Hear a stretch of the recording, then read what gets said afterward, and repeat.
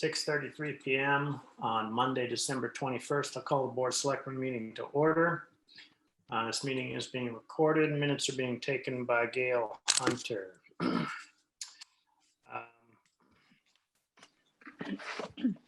Before we get started, I'm going to take a moment. We're going to have a moment of silence for members of the Sikarsky family. That's a family in town who's had a pretty rough time this past week, to put it mildly. On the 15th, younger Sikarsky, Corey Sikarsky, passed away. And he's the son of Ken Sikarsky, who's a retired sergeant from the police department. This weekend, Ken Sikarsky passed away very unexpectedly. So that family is having a hard time right now. And we're going to have a moment of silence to remember both of them and keep the family in our minds.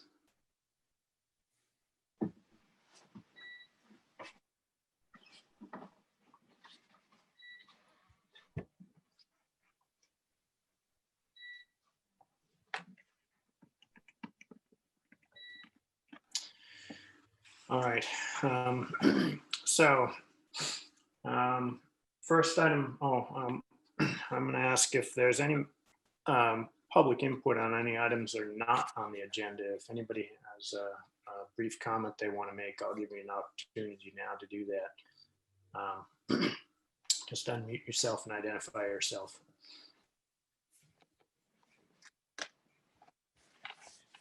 All right. So we'll move on to agenda item number 1, which are license renewals. We have a few different categories of license renewals. We have liquor licenses, common victualers licenses, lodging house inn holders, and used car dealer licenses. Now, folks may remember that we waived the fees for 2021 for license fees, but we still have to approve the renewals. So what we're going to do is I'm going to go through the blocks of licenses and read out the common names for the licenses briefly, and then we can the board can discuss and vote the entire blocks. So under the 2021 liquor license renewals, we have Manchester Fitness Club, Alley's Beach Street Cafe, Antique Table, Foreign Affairs Restaurant, Manchester Yacht Club, Crosby's Market, Harrington's of Manchester, which is now Lawrence R. Chase Corporation, Richdale's, Cala's Restaurant, the Admiral Bailey Post number 113, Essex County Club, Manchester Bath and Tennis Club, this is a seasonal club, Singing Beach Club, Inc., the Mooring Restaurant, Helen's Bottle Shop, LLC, Bodmer-Turner. Those are the liquor license renewals. And then common victualers license applications, we have Foreign Affairs, Allen's Pharmacy, Admiral Bailey Post 113, Alley's Beach Street Cafe, Braga Donuts, Fours, Inc., Captain Dusty's, Cala's, the Mooring, Crosby's Marketplace, Essex County Club, First Parish Church, Cape Ann Restaurant, Laughing Gull Cafe, Manchester Fitness LLC, Manchester Bath and Tennis Club, Manchester Community Center, Bodmer-By-The-Sea, Richdale's, Sacred Heart Parish Hall, Singing Beach Club, Antique Table, the Old Corner Inn, and Singing Beach Canteen will, which is Bravo on the Beach, they will renew in the spring, so they're not on the list. And then for miscellaneous license renewals, we have the Old Corner Inn for an inn holder's license, the Essex County Club for a lodging house license, Manchester Auto Body for a used car dealer license, And ordinarily we have Antique Table for an entertainment license, but they're going to they've declined to renew their license until the COVID restrictions have eased. So we'll see them come back at some point. So those are all the license renewals that we have tonight. Any questions from members of the board? I have one modification to, you said Harrington's, and just to confirm that it's Harrigan's for the liquor license. Yeah, I think you're right. I did say Harrington's, and I did not mean to say that. I meant Harrington's. I kind of figured that was the case. Yeah. Just gonna dot those I's and cross the T's. Why not? Any other members of the board? Under liquor licenses, Eli, the B&T you called out, but they're not going to be, they're seasonal. They won't be coming before us until April.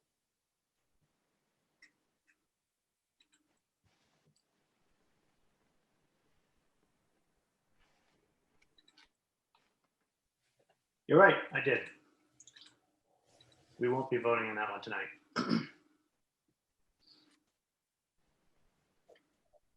Other comments?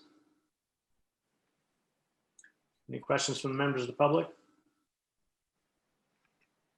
Yeah, sorry, couldn't figure out how to unmute it, Ann. So it appears that the Bath and Tennis is renewing its common victualer's license, but not the liquor license at this time. Greg?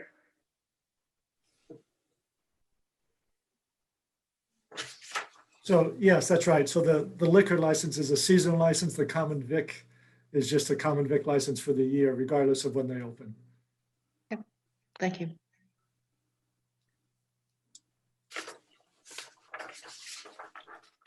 All right, you ready to vote?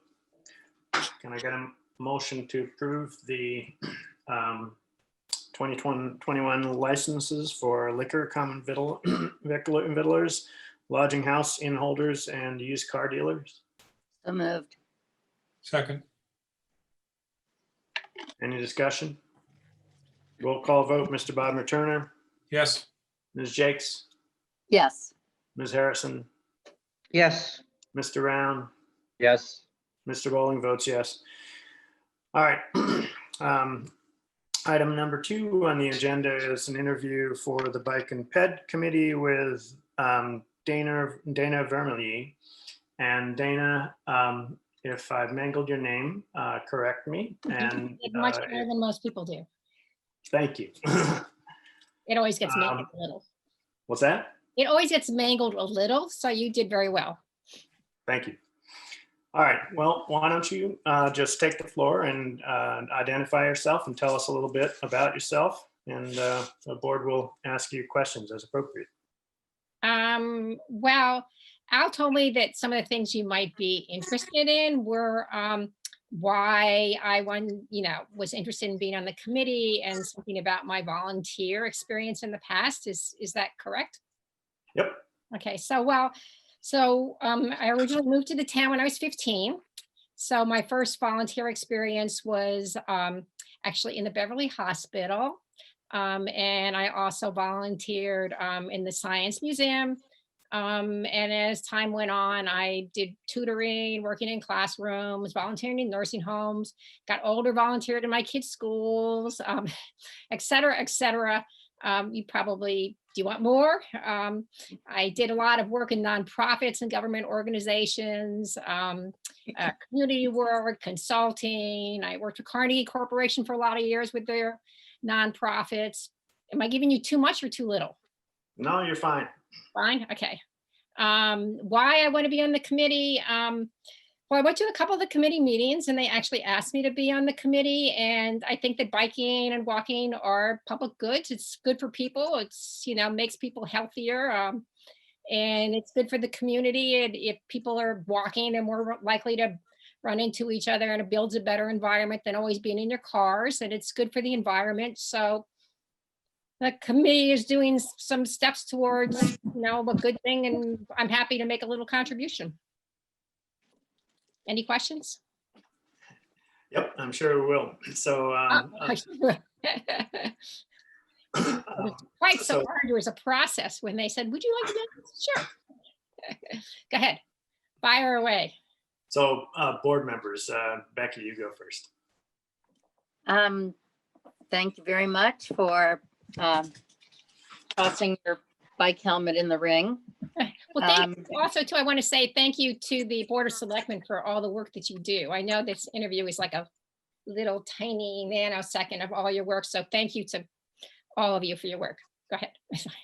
Thank you. No, I just, do you have any time conflicts in terms of the ability to serve on the bike ped committee? I know, well, you know, I was talking to Terry about it and he said, because I didn't want to take on a commitment that I could not do. And he said that it would be approximately maybe 20 hours a year. And I said, oh, I would have no problem doing that. So I did sort of run it by him because I did want to make sure that I didn't overcommit. Okay, thank you. John Round. Yes, and Dana, thank you very much for volunteering. We're a very lucky community. We have so many people such as yourself. And to you.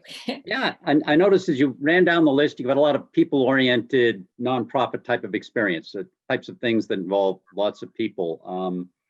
Was there anything in particular that drew you to this committee? I don't know how many we've got in town here. We must have 50 committees in town. Many of them are staff, but this one in particular?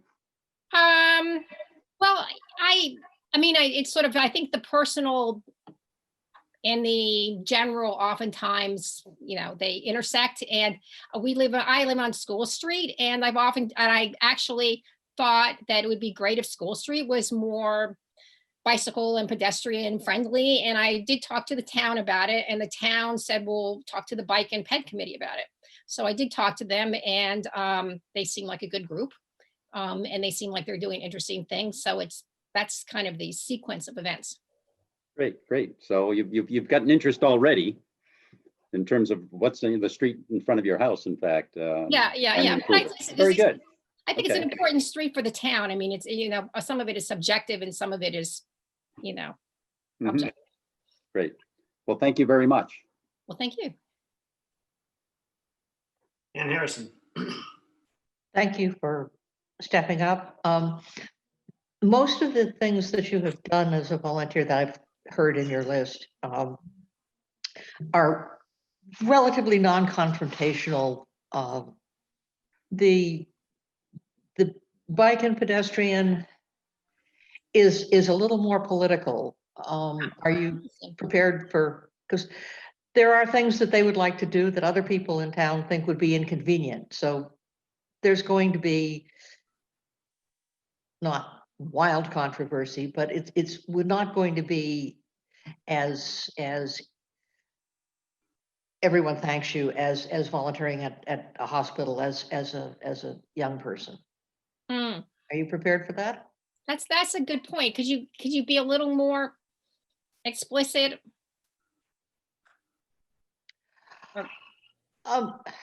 Every time somebody wants to change an intersection, there's somebody else who thinks that intersection could be changed much better in another direction, and a number of people who think that that intersection is just fine as it is. Mhm.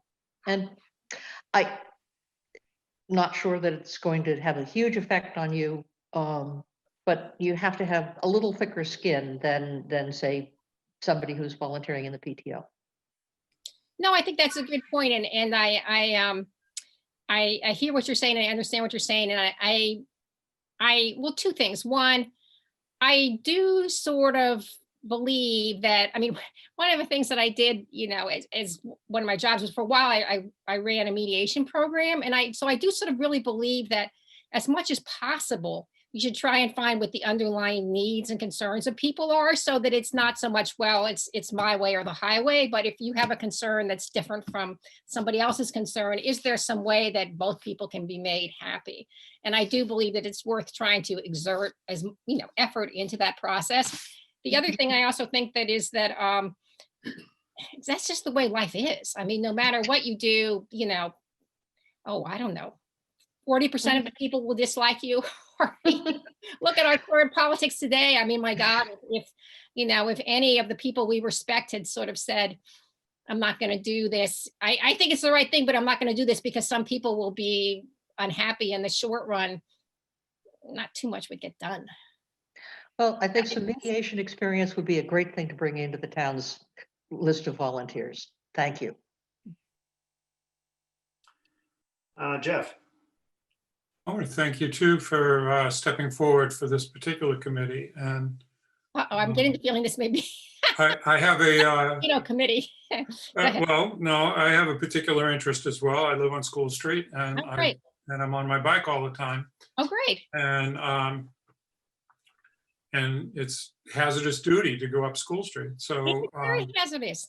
anything that you can do to improve the biking conditions on School Street would be of great benefit to the town. There is a conflict between bicycles and pedestrians in terms of trail riding, and the availability of trails for bikes is very limited in Manchester.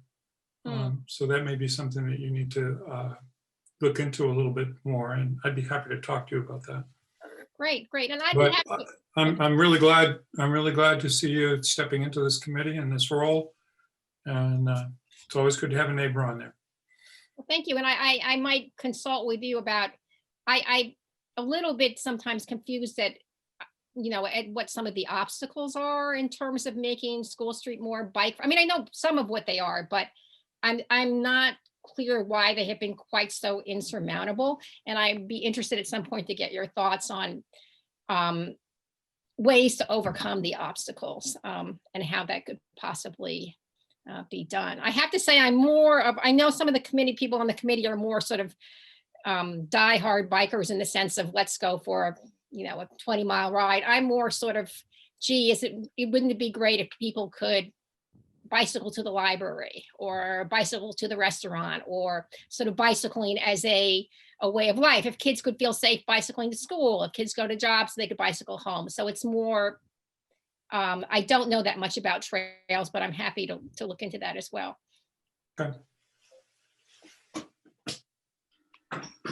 So Dana, you mentioned School Street. Are there other streets in town that you think are doing well, and other streets in town that you think need some improvement?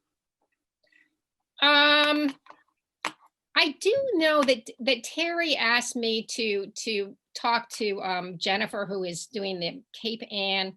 Oh God, I forget what the name of it is. Cape Ann cyclists or something about doing some work around 127.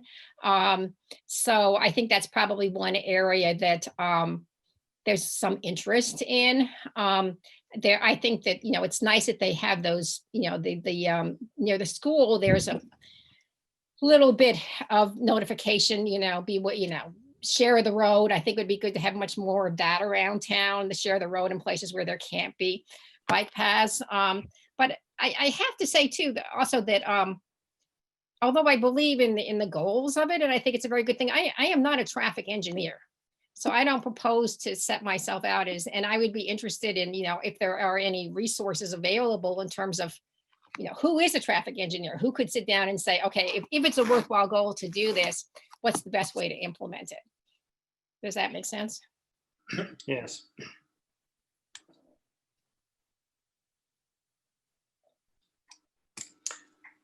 Okay.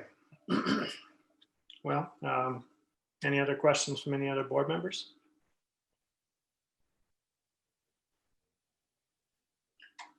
All right, well, in that case, you're our only interviewee tonight. So can anybody on the board want to make a motion here? I would like to make a motion to approve Dana Vermilye. Perfect. Oh my God. Well, let's just hope that's the beginning of perfect for tonight. To the Bike Ped Committee. And how long is this for? Does anybody know the term? June 2023. They actually, Terry didn't tell me that. How long is it? How long is the term? It's life without possibility of parole. It's 3 years. Like it, 3 years? Okay.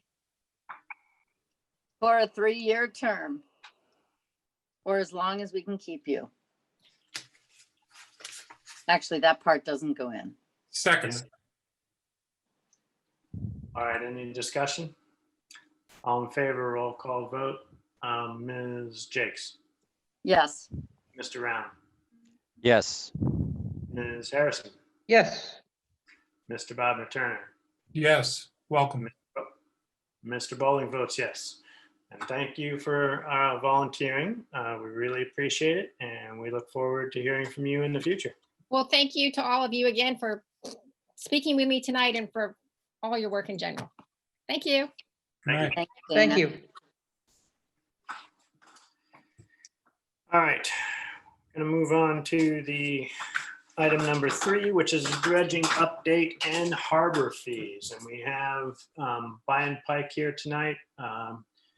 And Greg, which of you two wants to tee this up? I think I can turn it over to Bion pretty quickly. As you know, we completed phase 1 dredging a couple of years ago.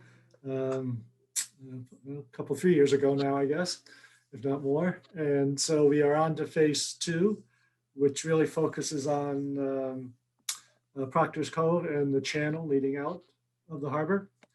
We are in the middle of the permitting process, engineering and permitting.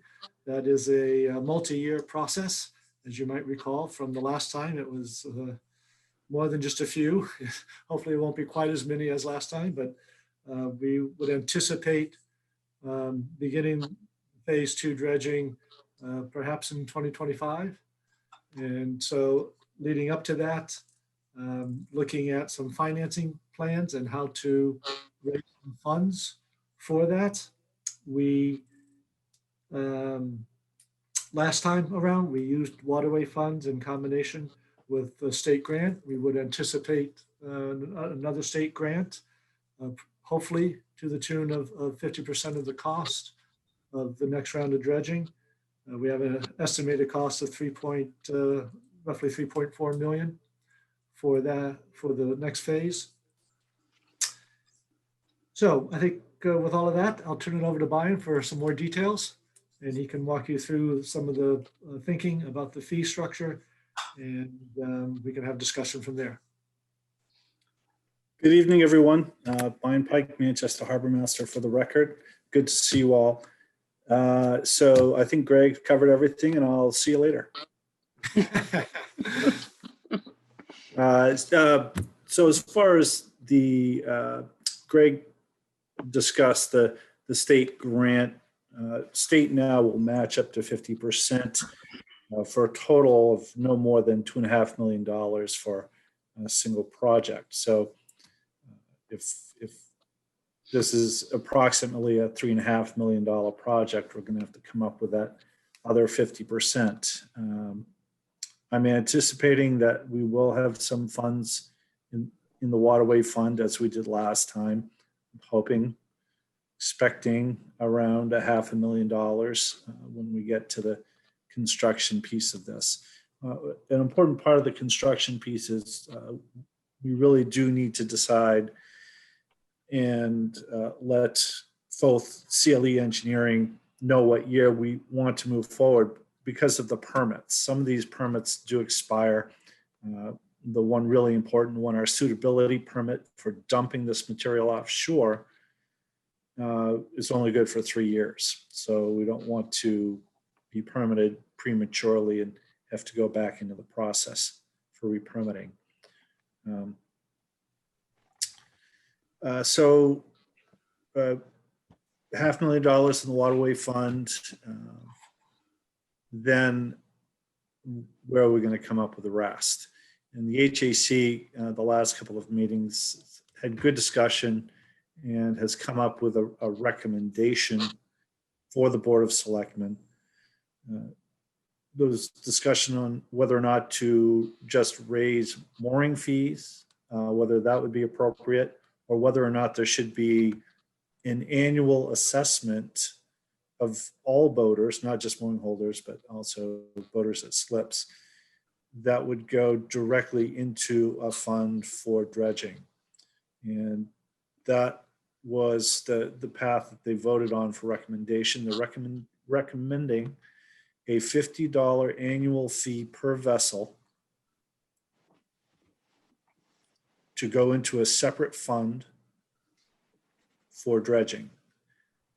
And the second part of the recommendation is that they are asking that the town contribute an equal dollar for dollar amount into that same fund from taxation to contribute toward the dredging. Okay. Well, were you done? Were you ready for questions there? I think I'm ready for questions. Okay. So when we say $50 surcharge, is it fair? Is it accurate to say per mooring holder, or is there a nuance to it? It's per vessel. So all the mooring holders, all the boaters at slips, whether at Crocker's, Manchester Marine, Inner Harbor Marine, private docks. So anyone who keeps a vessel in the harbor for the season would be charged. And that would get us approximately $40,000 a year. Okay.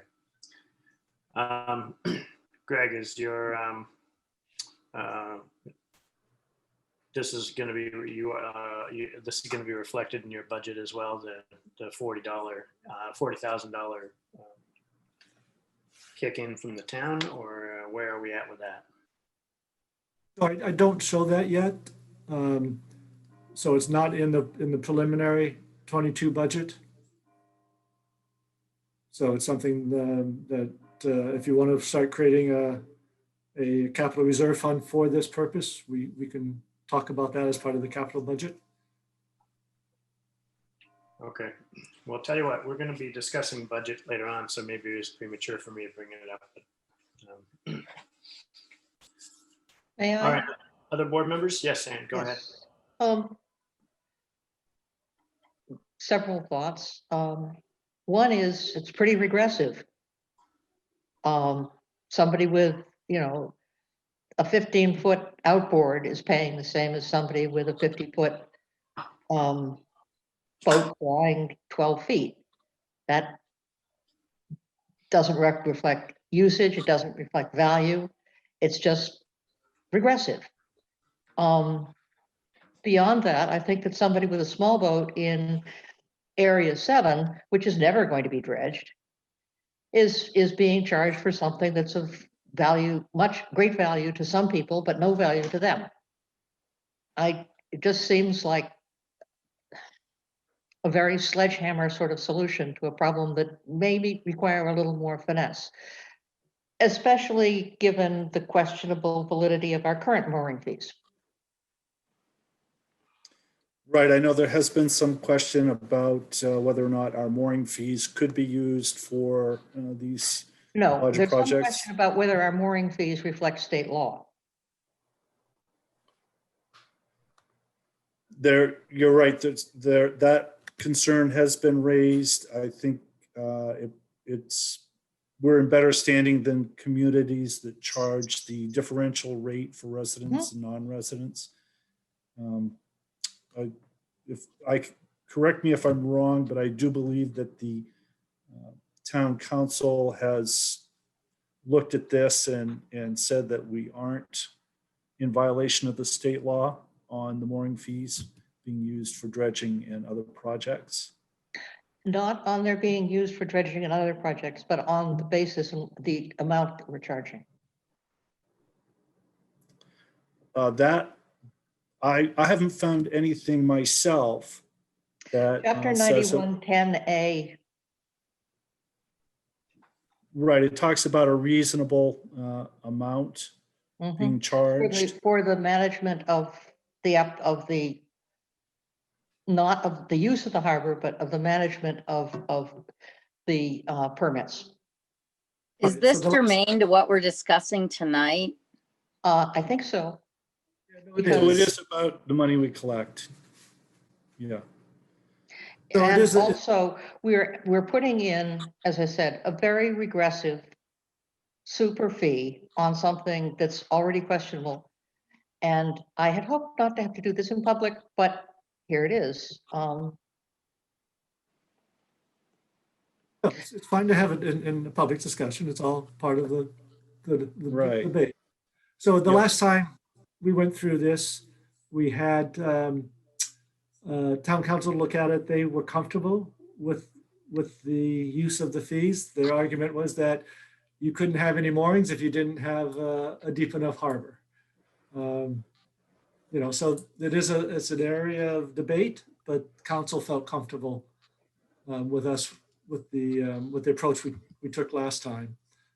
Whether or not you feel comfortable with, you know, $50 per vessel versus a surcharge. A percentage increase, a percentage of the fee would at least put more of the cost on the people who benefit most. Right, so that's an option you have. But was that considered, Bion? A So, percentage, yeah, 10 or this was- 15% or something? So there was discussion about whether a flat rate across the board was appropriate. Most people felt like it was similar to the comment I heard most often was it's like having a school system. Some people pay in who have children, some people don't. Some people use parks, some people don't. It's But that's all based on property value and not, we're going to charge everybody in town $100 this year because Parks and Rec needs the money. So I would be glad to take this back to the HAC and have them discuss it some more and raise this concern with them and see if they could come up with a, Would this apply to people in Magnolia? yes, it would. Yes, it would. The folks in Magnolia now do actually have a path to moorings in the main harbor now, which they never did. That would be a real concern, charging them for that, but they've always been charged the same rate as the boaters in the main harbor. That's never been a different rate for them.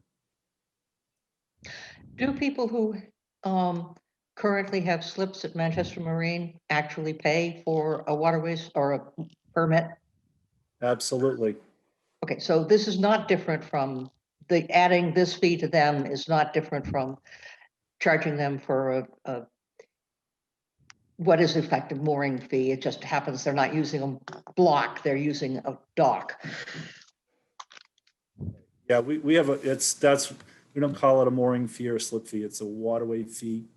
And it is specifically because we are responsible for the safety of all the boaters, whether they're at a slip or at a mooring or.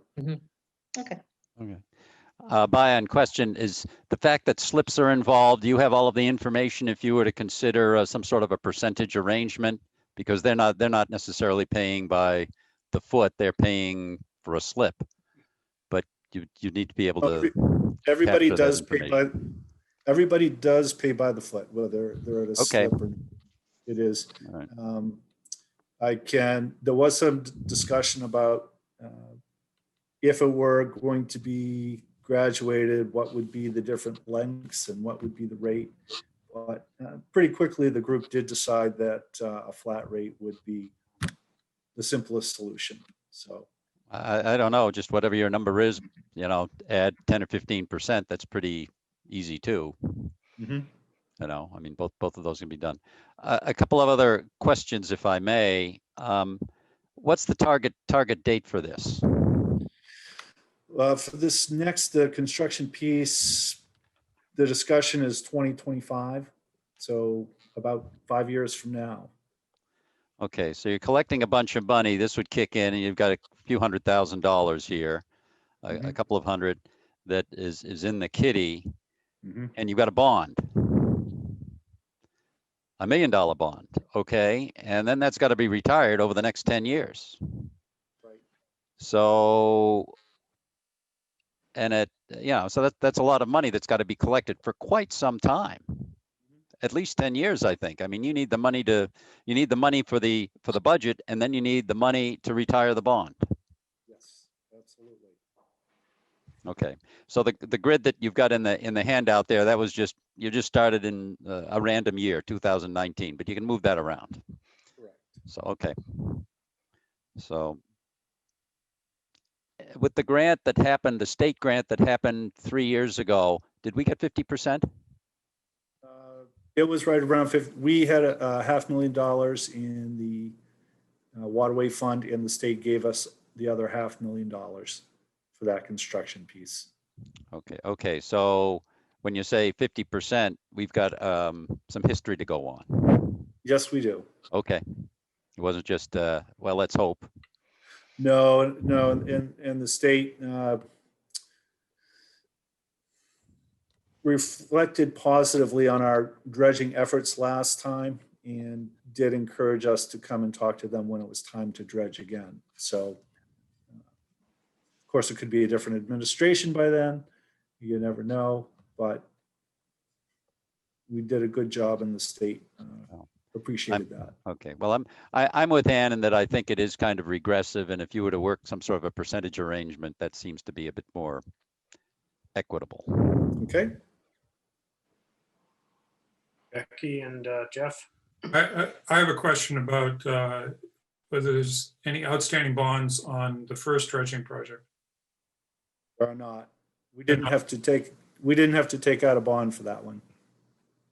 So just using waterway fees. Waterway fee and the grant. And the state grant for $500,000. And yeah. Okay. Voters I yield my did, time to Ms. Jakes. Greg, did you have something? no, I just said, comment, voters did approve a $1 million bond the first time around, but we never used it. So we actually still have that permission on the books. But as I say, we did not have to use it because of the funding that the state came through with and the waterway fund.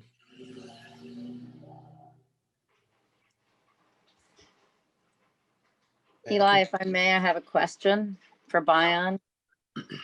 Bion, are you able to tie in day mooring use fees, or is that totally different? So we don't have, the town doesn't have we don't have moorings that we rent. The town does not. And we can't rent the private moorings in town.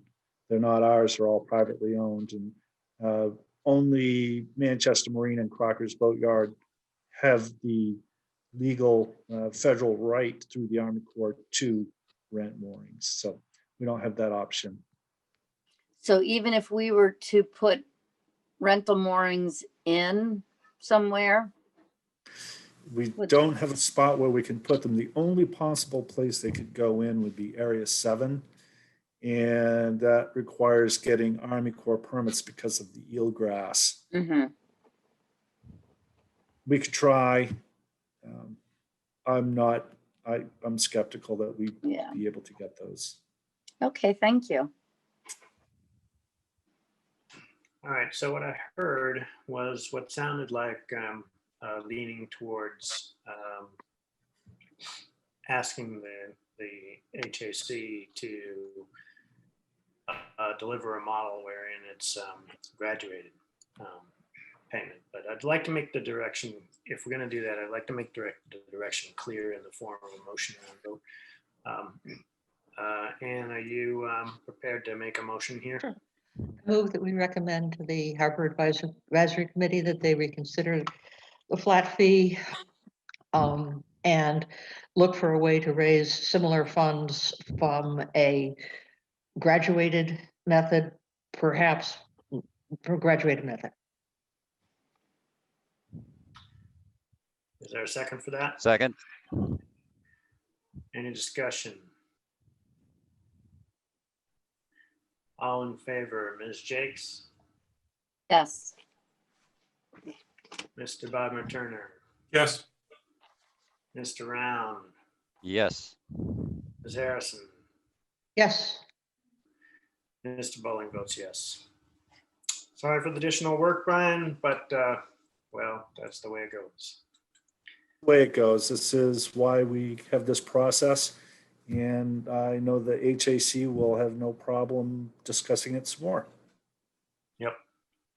Thank you, All right. Bion. Happy holidays to you. Same to all of Thank you, you. Bion. Thanks. Have a great rest of the week. You too. Watch out for the wind Yeah. on Friday. Yep. Thank God the boats are out. That's for sure. Thank you.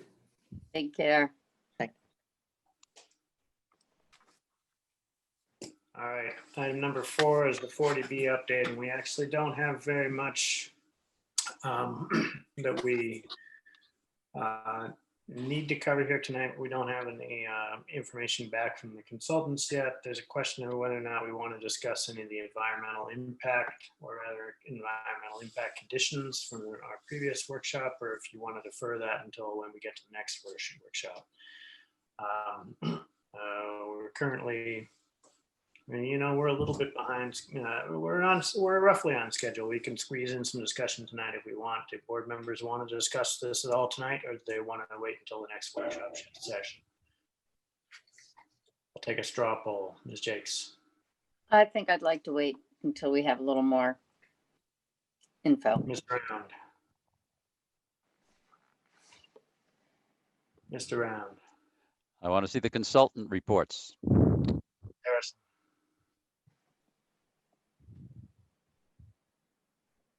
We don't have any information, so it'd be nice to get some. Mr. Bodmer-Turner. I'd be curious if Chief Cleary has had an opportunity to review some of the information submitted by the town resident concerning fire safety at the site. She had some pretty detailed information. Mhm. And Sure.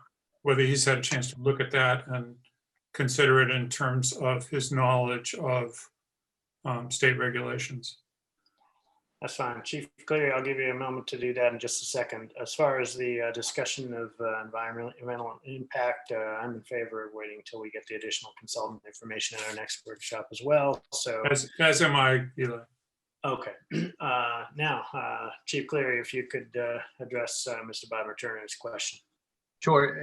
Is there a particular letter or information you're referring to? Because I've received little bits of information from several people, and some of it was things that I'd previously addressed with the planners and the architects when I sat down with them. So just want to make sure I'm not duplicating and I understand what you're talking about. The letter that I'm referring to had a number of detailed proposals with references to state fire regulations. Most particularly, whether there needed to be a secondary means of egress for residents if there were a major incident that occurred that would then block up the road with public safety equipment. I think it's a letter from Ashley Oakes Yes. specifically. I'm not sure I've seen that one, because that, I'll have to make sure you've received it, Chief. I don't know if that got to you today or not. yeah, I didn't see anything today. So if that just came out, then I haven't had a chance to review it. And That's fine. At some point, I'd love to hear your Sure. response Well, to that. that one thing that we did discuss the roadway with the designer, and with the 2 lanes and the cutouts, it was in the event that there was a problem in one lane, you could cross over to the other. So even if a car broke down or had an accident, we would still be able to access the building. So I don't know if that's on a similar vein where they have an in road and an out road, but they have cutovers. That was part of the reason they designed it that way. So one vehicle blocking the road you'd leave a second side wide open.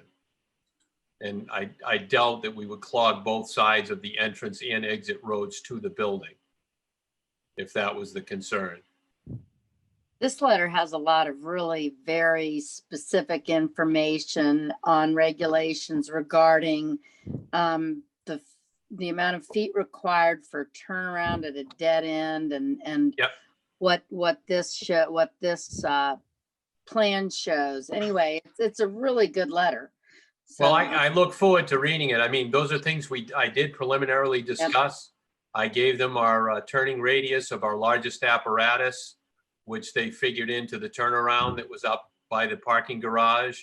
We did look at the width of the roadway and discussed that it would need to be well maintained because any snowbanks or whatever would definitely lessen it, but there was enough space for us to get the largest vehicles up there and in place and in front of the building and be able to put out the outriggers and the aerial ladder. And so I know they came down and measured our trucks as well. So, but I will go back and once I get that, I'll be able to review it more in detail. I'll have something for you, I promise. good. Maybe we can put this, Eli, on the agenda for next time. Yeah, I will do that. So yeah, this is a letter that came in on Saturday. We'll get that forwarded Right. to you, and I look forward to hearing from you on at our next meeting. Very good, thank you. Thank you, Chief. Thank you, Chief. Thank you very much, Chief. Yes, thanks. Very welcome. Happy holidays. Same to you. Thank you. All right. Let's see here. I think that's it for our 40B update. So let's move on to item number 5, which is a COVID-19 update. So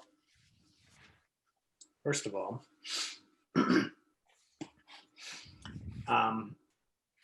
I'd like to just take a moment to actually thank the efforts the Board of Health are putting in. I know that our first round of testing ran into a set of logistical problems and caused a lot of challenges for people, and people were upset with it. However, I think it's important to recognize that the Board of Health is actually trying pretty hard to support the community through this particular time.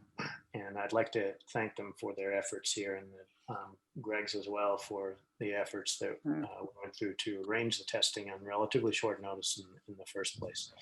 Thank you both. Thank you all. Absolutely. Big thanks.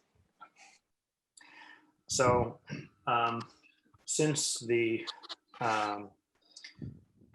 round of testing that we did with Boatport, we have set up testing with Allen's that was limited to 100 people per day that the town would pay for.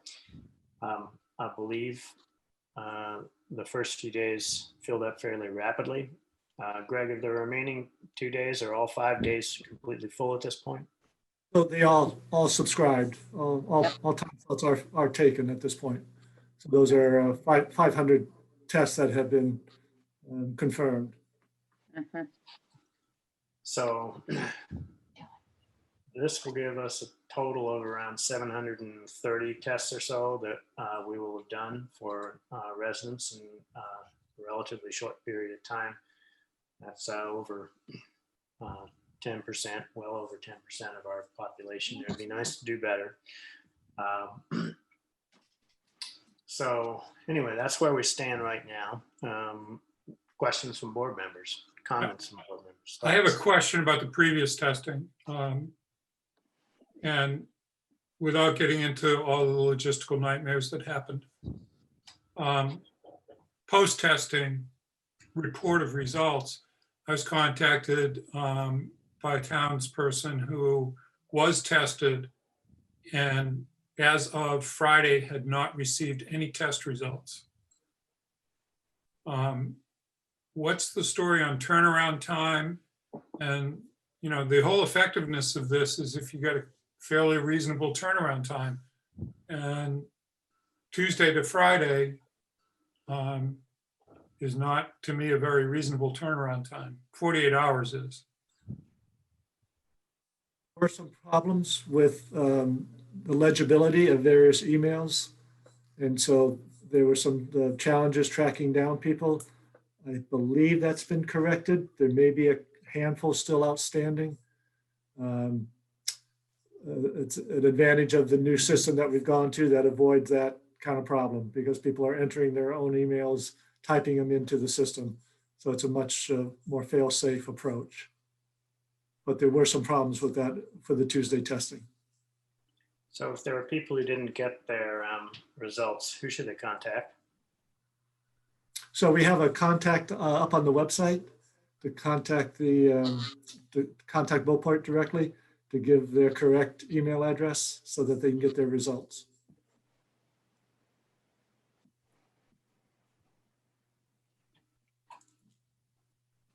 If I may, Eli? Yes, go ahead, and then if you want to follow up, Jeff, you can. Okay. Do we know in town what the results were? How much work are we going to put the nurse through contact tracing? Yeah, the number of positives have been pretty low. I don't have an exact number for you, but they have not been inundated with new positive tests.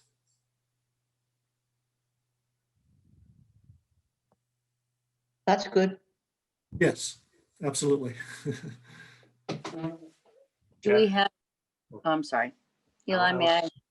Go back to Jeff. He was in the middle of saying something. Okay. He keeps taking a breath, but not exuding any vocalization.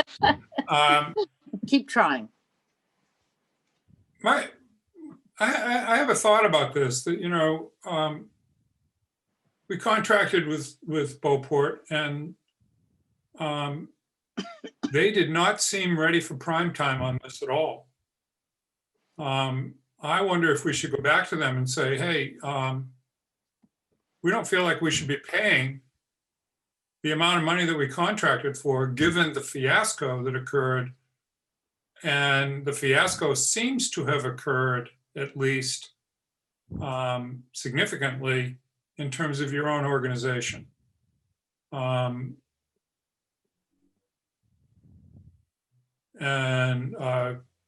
seek a rebate from them of at least some portion of that fee. Other board members have comments on that? I think that's a reasonable request. Ann? I thought we were paying them per test, Exactly. and they managed to do the number of tests that I trust that they're not charging us for any more tests than they actually did. Right.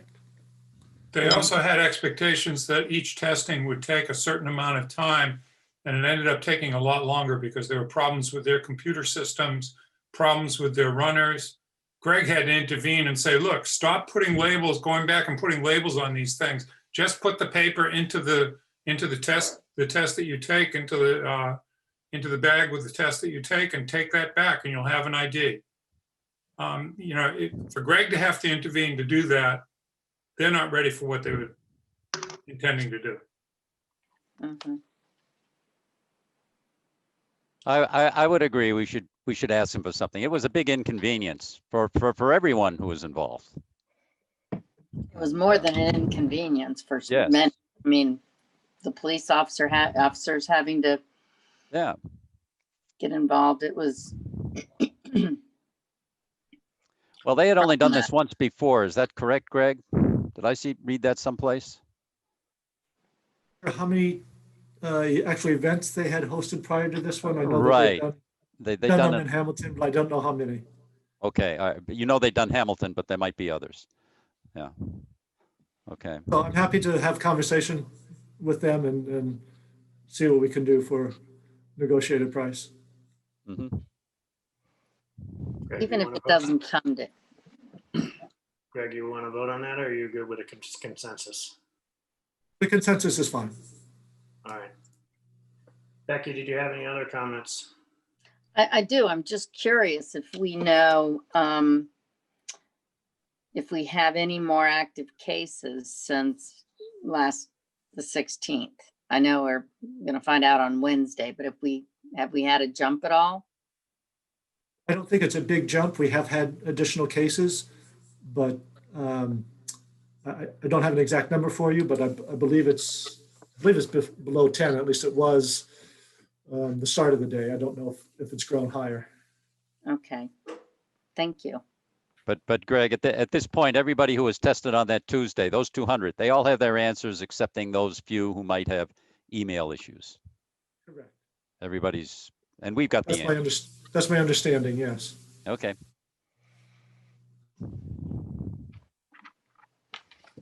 Thank you. Okay. Any other questions So- or comments on? Yeah, go ahead, Greg. So just a quick update. So as probably most of you know, a new stimulus act was approved, or at least is being approved as we speak. I'm not sure exactly the status of it. We anticipate it being approved by the end of today. And it does extend the timeline to expend our CARES Act funding. That's one of the provisions in it. So that's a big help to us. Instead of a deadline of this December 30th, the new deadline will be December 30th, December 31st of 21. So that's a big help for us. And second of all, there are dollars earmarked for not only the vaccination process, but also additional testing. So we don't have details on that yet, but there may be an ability to continue with some subsidized testing in January and February. We'll have to see what the dollars are, and there are some alternative plans that we might be able to pursue. The testing at Allen's has been going very smoothly these last couple of days. It's a vast improvement over what happened last Tuesday, so I'm pleased about that.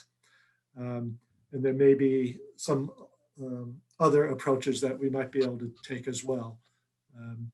The testing arena is changing rapidly. There's a lot of new developments, and so we will continue to monitor that. And with the flexibility of funds and the promise of some additional funds, we may be able to do some more for the community. So additional funds would then be able to be used for reimbursing expenses already made in January, for example? So the CARES money could be used for January expenses, yes? Additional, if there is additional dollars for testing, if we incurred expenses in January, then we could get reimbursed out of the new dollars? No, I believe so, but we don't have details on that yet. So I can't promise it, but that's my understanding. And we haven't actually seen the final legislation in writing yet. So I guess the question is really the reason I want to ask this is I want to ask the board whether or not we want to be taking into consideration the idea of adding additional free testing for residents in the January timeframe. Or do you want to talk about that a little later? If I may, Eli, Yeah, please go ahead. what funds do we have left over in the current CARES account that we could use for testing? Well, I'm still waiting for the FEMA reimbursement numbers, so I can't give you a good answer yet. But of the stuff that is not FEMA, could we continue testing with that? Yes, we could. I think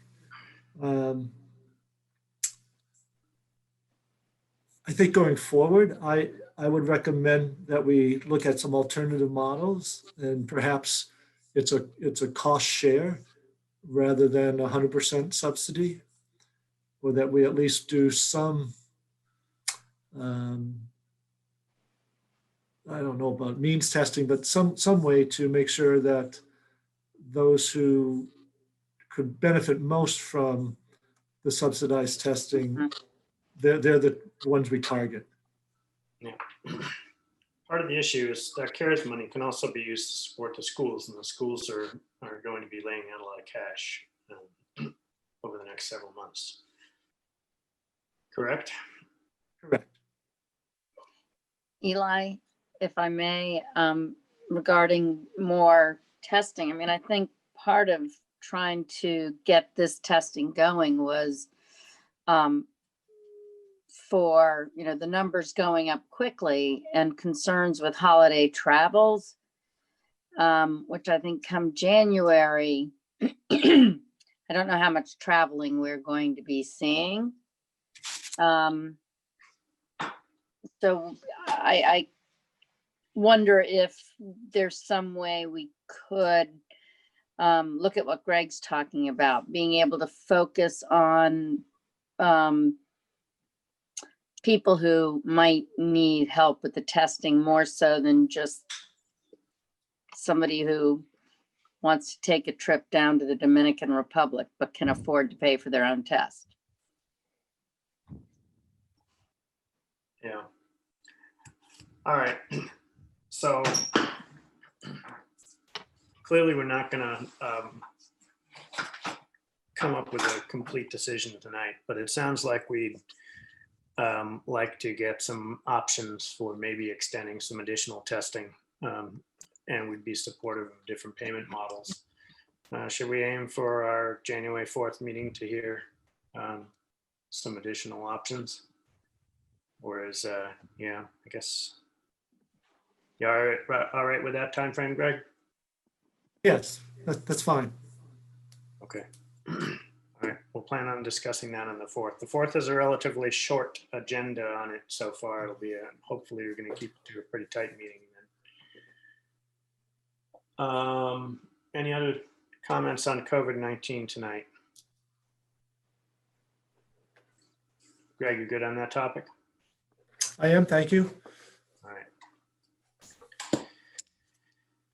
right. Moving on to the item number 6 on the agenda, the Welcome Committee Charter redevelopment. And I'm sorry, I meant to get a little bit more information teed up on this, and I didn't follow through quite as well as I wanted. So this is a very rough discussion. It can be pretty short.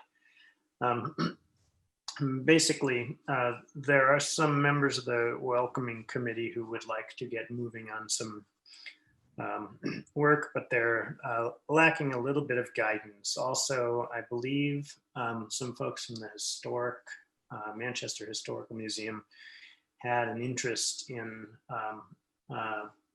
providing some of the Welcoming Committee support at the very least. And I wanted to discuss this is all part of the business of going through charters and making sure that reviewing all the charters for our different committees. And I had in my mind an interest in maybe taking a more integral approach with the Welcoming Committee to support some of the initiatives that we have, such as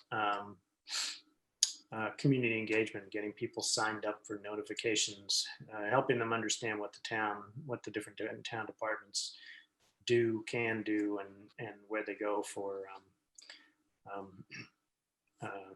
information and services, and to see to what extent any of that should be integrated with other committees, such as the Sustainability Committee, they try to do marketing pushes on composting, for example. So I wanted to know, I wanted to take a little bit of time to have a short discussion here with the board about where the board might want to go with this, and we just can keep it relatively free form. So anybody who wants to speak, just speak up.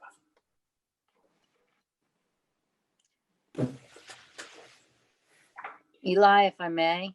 Sure, go ahead. Having heard from a couple of the newer members of the Welcoming Committee, I think it just speaks to how really important this type of outreach is to a new member. And I think the more information, links that we can provide, the better. I don't think somebody needs to be inundated with piles of paper, but definitely, on the new residents website, we've got trash collection, register to vote. It's pretty short, but at least it's a start. But I think that the more links that we can provide new members with, and even links directly to heads of various committees would be helpful.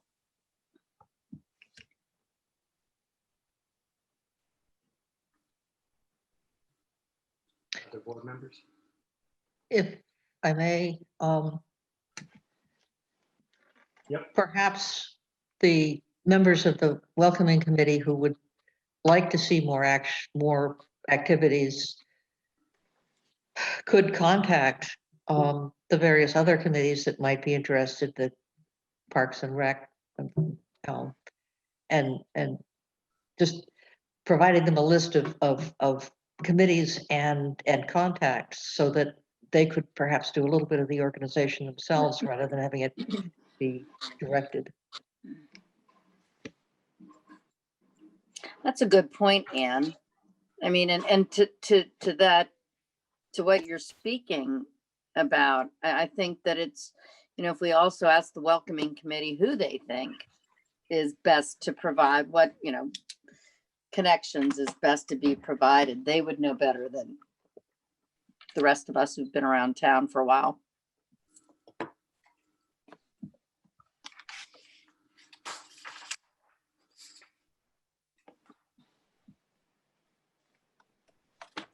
I think we have a vacuum of leadership on this committee. And Eli, you had mentioned in an email to me that the new members had been trying to contact the chair and they hadn't gotten any response.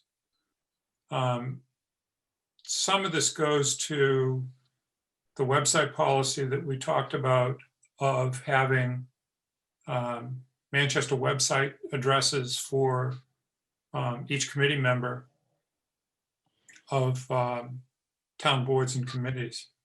And so that's a website, that's an email address that the committee member is checking on a regular basis as we check our own Manchester email on a regular basis. I'm concerned about who is active in this committee, and it looks like it's just the people that we recently interviewed. They've got some dynamite ideas, and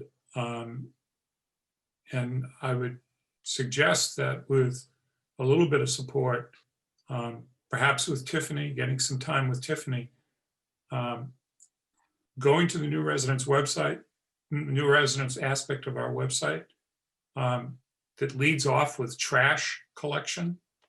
While I know that that's important to residents, if we're trying to stimulate an interest in and an understanding of what other resources are available in town, some of that's in there, but it's all buried in text and it's further down the page. And I'm thinking more in terms of having subpages that could be laid out with graphics. So if you're interested in trash collection, there's a trash bucket there and you can see the trash bucket and you can click on that and then get more information about trash collection. Going down the line to Parks and Rec and other things like that. But I think that they need some help, and certainly Tiffany would need to be the guiding light if you feel, Greg, that she can afford the time to get that together, because I really think we have a weakness in that information, and we're not going to get it with paper passed out at some point when you first move into town. So I think that there can be some work while we look towards having some structural organization in the committee and even more membership. They're still down in terms of overall membership for the full committee. And the charter for this committee has somehow disappeared. In my conversations with Sonia about it and Eli's conversations with Sonia about it, this charter is not around. So that issue needs to be addressed as well.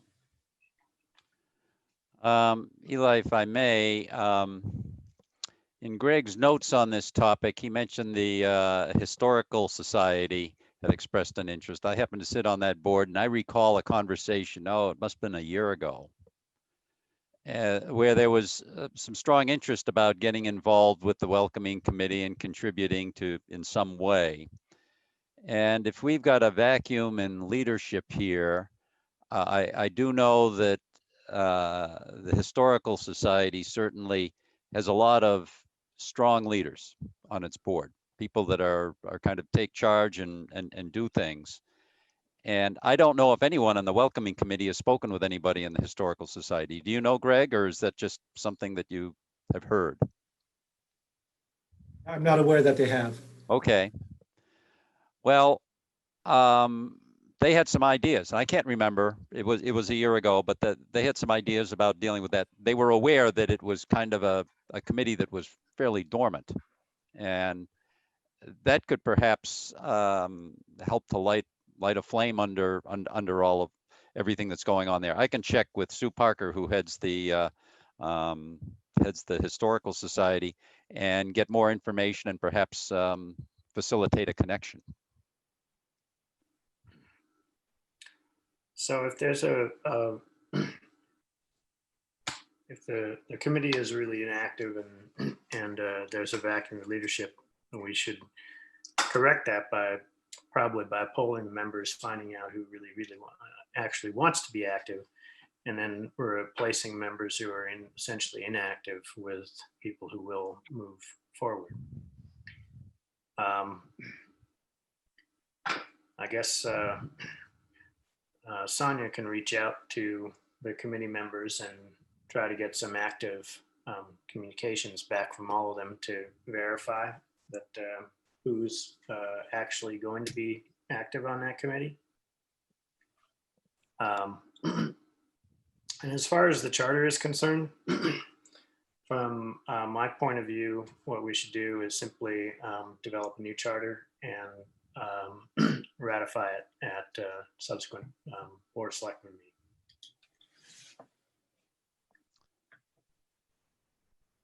Yeah. Half of the spots are vacant in that committee right now, correct? Yeah. At least on paper. Yep. And if you count, maybe there are a few others that have just been pretty inactive. It's a longer list than that. Okay. I can reach out to find out what the Historic Society's thoughts are on all of this, and I can get in touch with Sonia, and there might be an opportunity to facilitate a conversation. Is it worth trying to build a charter in advance of that, or should we wait to get a little bit more information? I think we need to figure out where this is going. Yeah.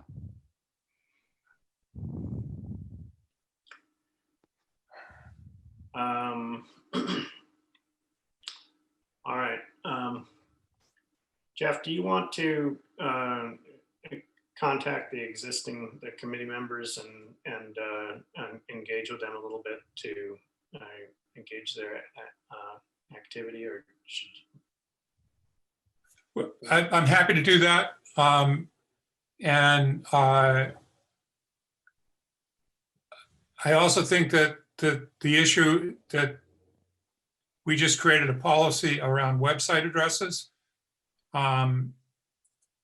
because I will go to Sonia to get email contact information, but it's all going to be personal emails. Yeah. And the question is, are we assigning for each committee member in a committee a Manchester address? Right. This committee has an overall address, but I don't think anybody's checking it. Yeah. So, we can and we should address that particular topic. And if we address it for one committee, we address it for all of them. And we have a couple, 300 people who would suddenly be injected with email addresses. They move in and out. So those addresses are becoming active and inactive. This is a little bit of a larger discussion. But I'm happy to engage on that.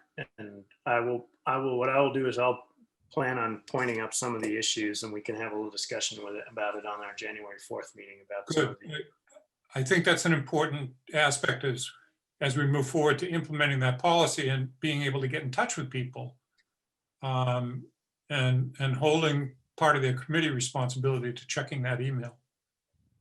Because, you know, if there's one person who has access to a committee email,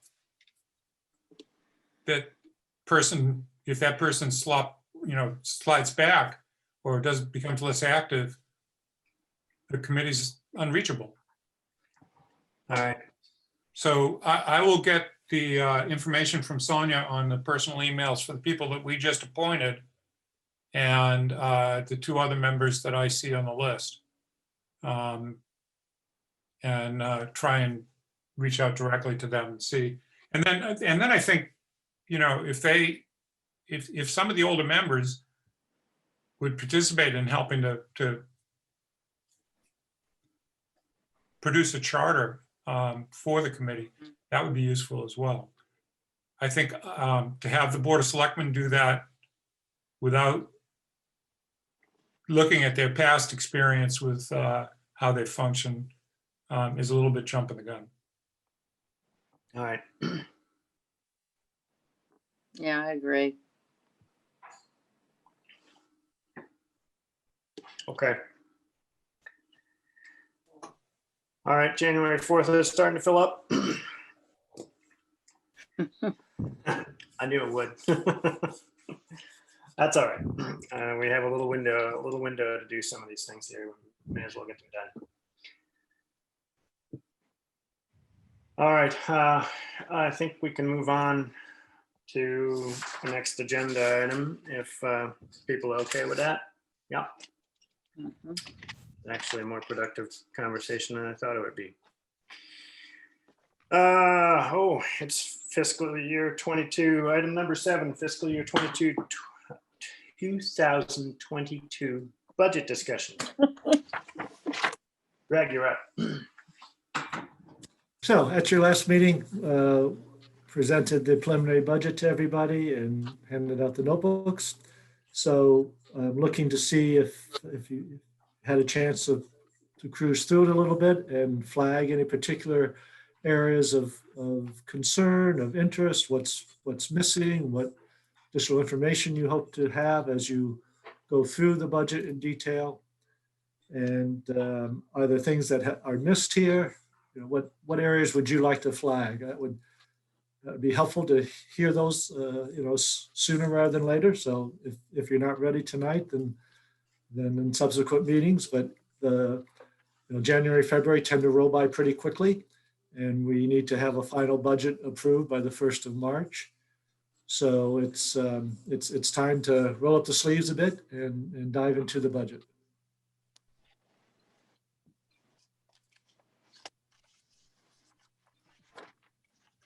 How about Ann? You can go first.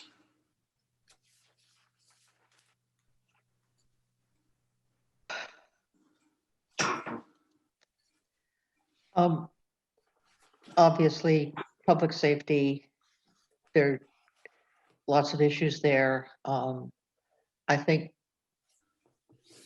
as you noted, there is a nationwide focus on policing and what we can do to de-escalate situations that come up by changing the attitude from it's a danger to it's a problem. And I know if we have to have patrolmen, extra patrolmen, then we can't also have within this budget access to social services and psychological services. And it would be nice to figure out some way of addressing that issue. And on a very minor note, I'd like to talk at some point about the fees that the ambulance charges.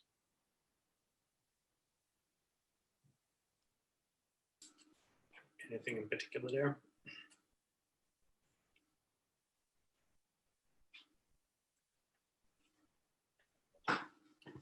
Anything in particular related to the fees and ambulance fees? Just that, again, nationwide, ambulance fees are one of the sources of unexpected medical bills, that our ambulance charges more than at least my insurance covers. We have an ambulance that the town pays for. We have people on the ambulance that the town pays for. It would seem that we are short-sighted in charging fees beyond what insurance covers. You know, it's a service. The fire department doesn't charge you $10,000 to put out a fire. Why should the ambulance be different? Okay. Other board members? Actually, I'll go around. Jeff? I think that there's a lot of what Anna said is really hard to address in our budget. Aside from the ambulance service, that's a very challenging topic, because you can also have people who use the ambulance service when perhaps it's not necessary.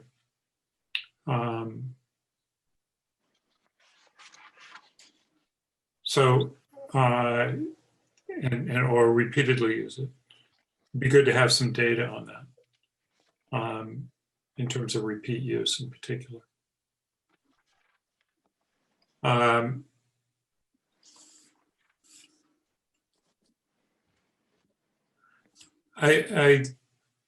don't know whether we can talk about this in outside of an executive session, but there's some $60,000 that may be coming back into the public safety budget. And I would rather not see that moved out of the public safety budget, but to move it into possibly either training or adjunctive services.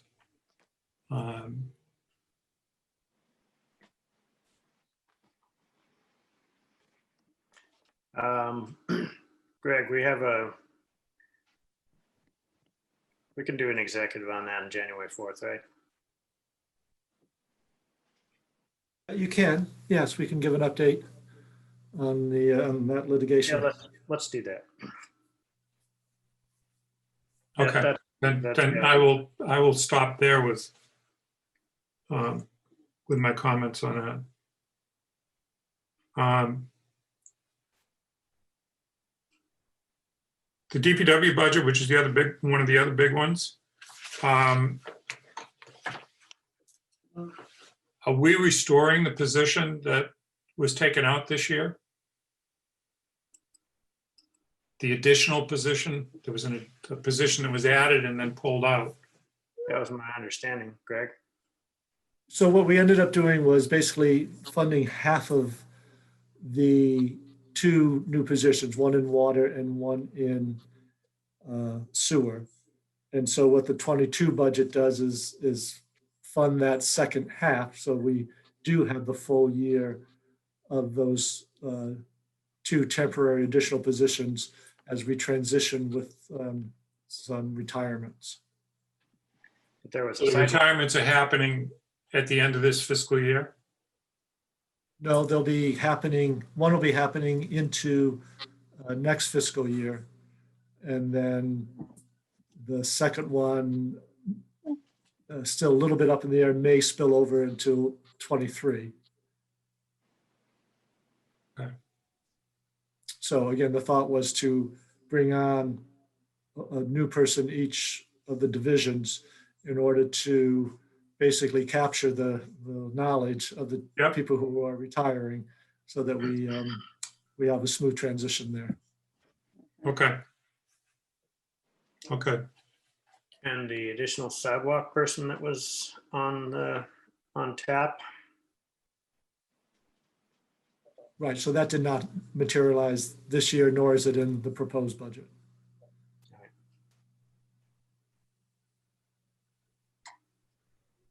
That means the capital budget will be a little bit higher again.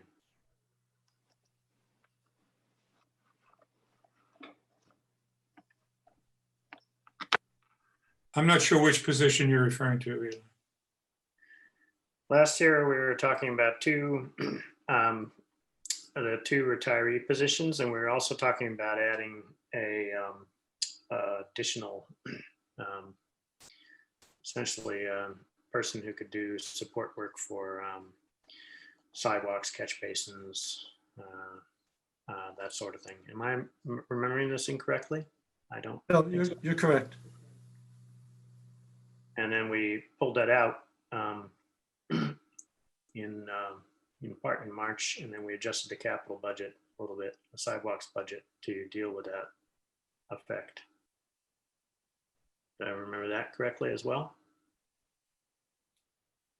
So in the end, though, we did end up reducing the capital for sidewalk just because we were looking for a few more dollars.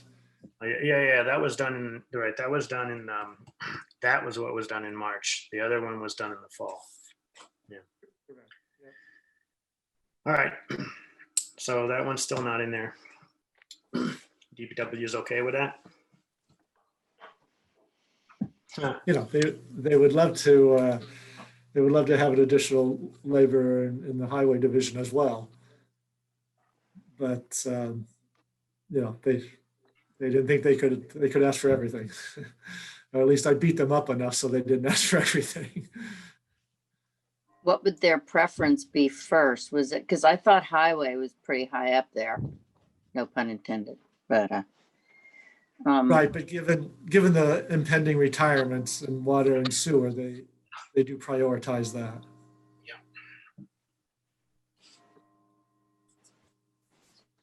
All right, Jeff, any other items? Well, Greg, is it possible that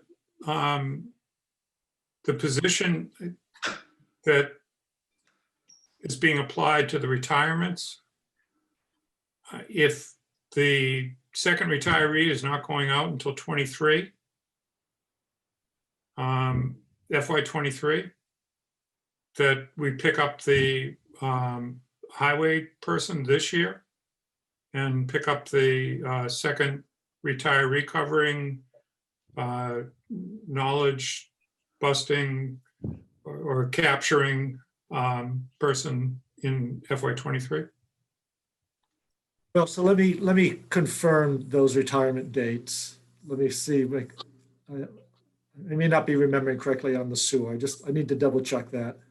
So that's one, and two, it is coming out of two different fund sources. So the highway is general fund, while sewer is enterprise. Yep.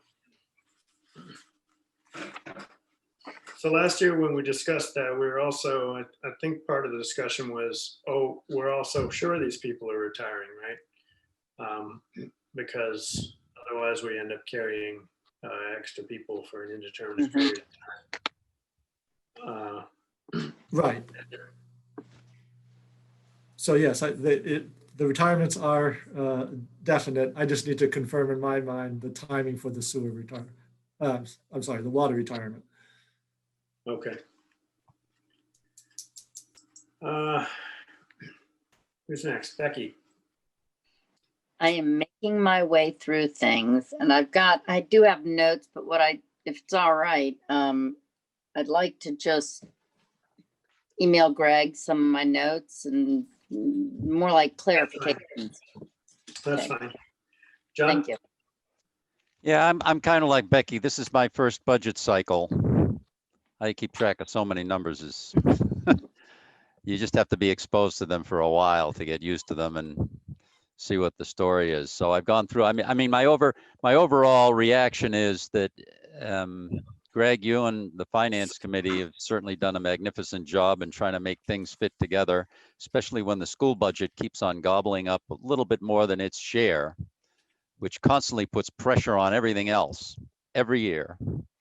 And but somehow we don't get too far behind. Maybe a little bit, but I will have certainly more comments in the next couple of weeks. Maybe email Greg a couple, but certainly on January 4th have more to say. But I've gone through it a couple of times, but your head gets swimming with numbers when all of them are pretty much new to you for the first time. Even when they're not new to you for the first time, at least from my Rediscovery. perspective. Yes. So my only comment that I have right now, Greg, is around my perennial ask about the fees that we're paying to Woodard and Kern. Is that, are we stuck in that particular rut for the time being? Is there, are there any avenues for us to do some sort of shared services with anybody or develop our own support for that? Or is that, should I stop barking up that particular tree right now? Perhaps for the new members of the board, you might want to explain what you're referring to. So I'm referring to right now, our water treatment plant is operated by Woodard and Kern, and we pay a pretty significant chunk of money, around $400,000 a year for them to do that. And they're responsible for maintaining the building and basically running or overseeing, at the very least overseeing the water treatment process. This actually is a contract that is difficult for us to kind of escape from if we wanted to, because in order to run a water treatment plant, you have to have an operator's license. And the way you get an operator's license is you apprentice at a company like Woodard and Kern. It's hard to find people who have operator's licenses outside of that. So it's hard to hire somebody into a position like this without just contracting with a company like Woodard and Kern. Makes our options relatively limited, and we end up having to pay a significant amount of money where we might be able to get a savings if we had a shared resource with another community, or if we had our own staff in there who were trained. So every once in a while I knock on this particular door, and here I am again knocking one more time. So we had the contract expire a few years ago, and we went out to bid. Woodard and Kern was the only firm to submit a bid during that round. We entered into a shorter term contract with them this time around. We either have another year to go on that contract. I'll have to double check that. Might be 2. And so Chuck in DPW has been thinking of some strategies to see how in this next go round there might be a phased handover for the town to perhaps take over the operations of the plant. So that is one avenue to pursue. And then also, of course, going out to bid and see if we can interest other contractors at a minimum to put in a bid as well. All right, so the dream is alive. Dream is alive. Will not affect this budget cycle. However, if the contract is a one-year contract, then it's over the next year that we'll need to be driving the priority on this, because otherwise, if we get to the next budget cycle, it'll be too late for us to move, right? This is a sewage treatment contract, correct? No, this is the water, the drinking water. Okay. So they do staff the plant. We do not have our own staff at the water plant.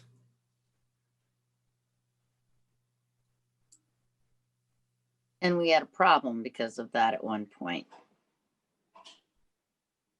There have been concerns. I will give them credit. They have improved because we expressed a lot of concerns with this last contract renewal. So I will give them credit that they have upped their game a bit. But it's Eli's comments still hold. It's a very expensive contract. Are we still looking at options of tying in for sewer as well with other areas? Right, so that study is ongoing. I will say that the preliminary numbers are not looking promising in terms of the cost of what it would take to connect to our neighbors to the west. And what would the cost be to move the current facility, should it need to be retreated farther? And I don't mean treat it over again, but move it farther away from the water. Right. So that's not an inexpensive move either. That's assuming we had a spot for it. You know, you're probably in the $40 million range for a new sewer plant. Mm-hmm. But numbers were much higher than that to build the necessary pipe work and the improvements if we wanted to hook up with Beverly and the regional system down there. Wow. That's amazing. Much higher than We'll give- 40 million. Much higher. That's amazing. I was kind of blown away. I don't have the full report, and we'll give you a full presentation on that when it's completed. But the short version is it's not looking promising. Well, all right. And are Does there no Becky- other options, other towns or anything to look at? Yeah, I mean, our two neighbors, you know, either Gloucester or Beverly. And I think you're going to have very similar cost if going to Gloucester as we're looking at Beverly. Wow. If I may, when Yes, do we start facing the cost of the decision whether to upgrade the current plant mechanics?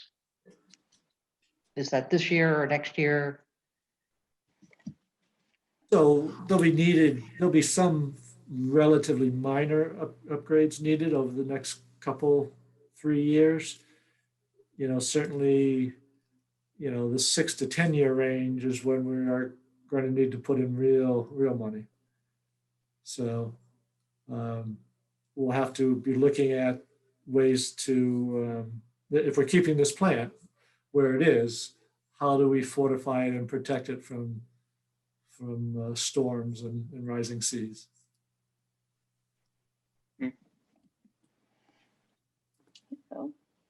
Thank you.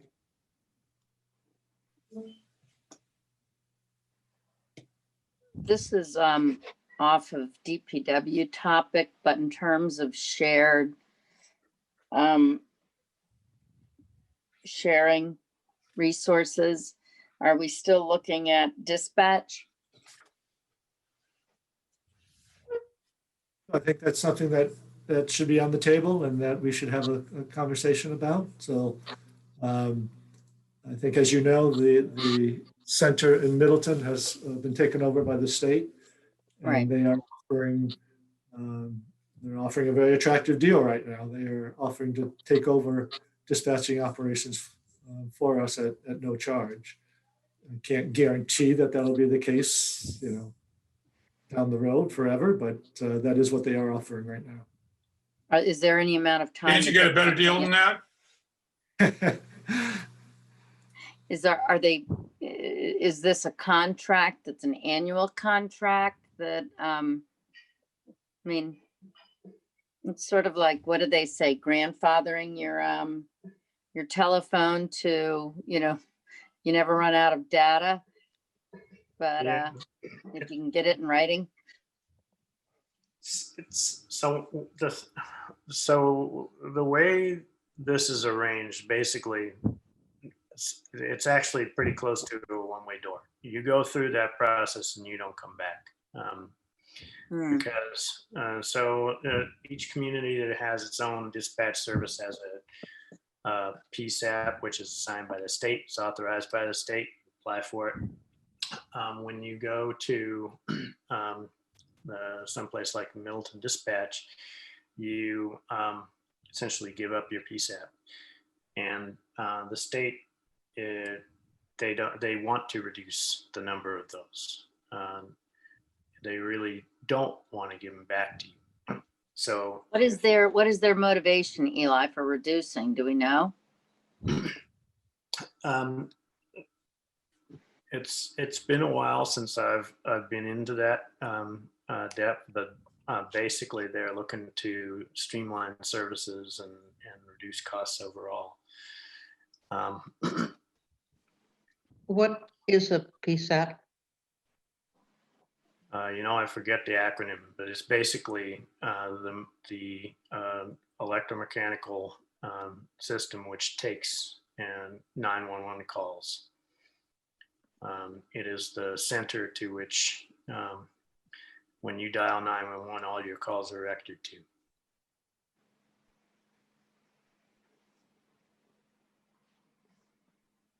So each dispatch center is its own PSAP. Is it a thing or is it a Yeah, license?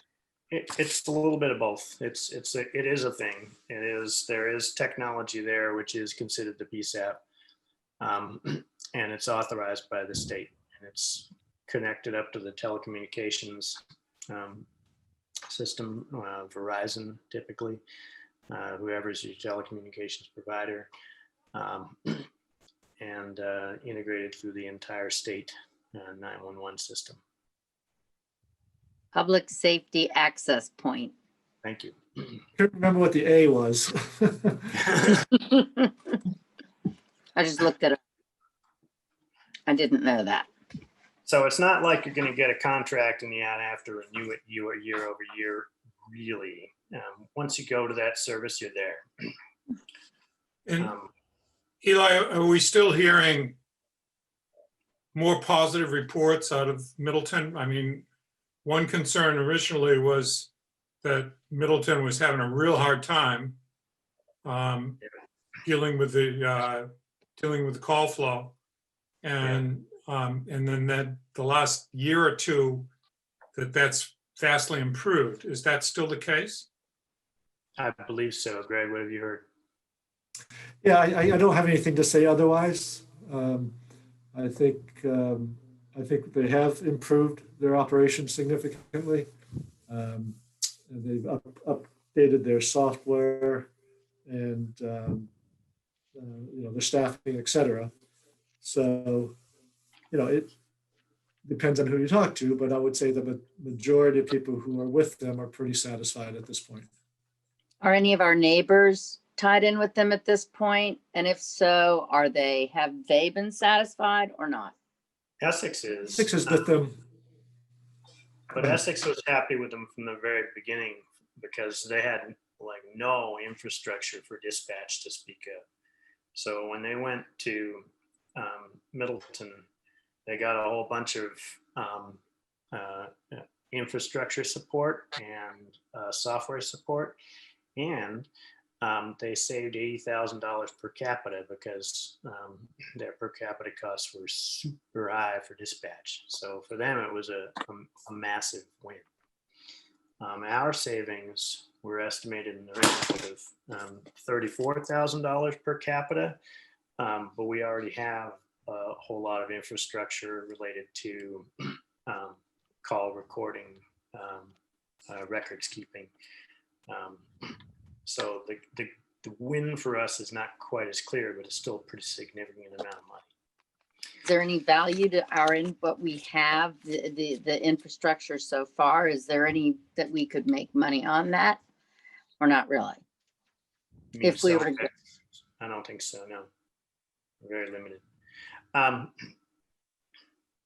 one of the other advantages that we get from going to Middleton is resolving some of our fire dispatch issues. We still have issues with respect to fire dispatch.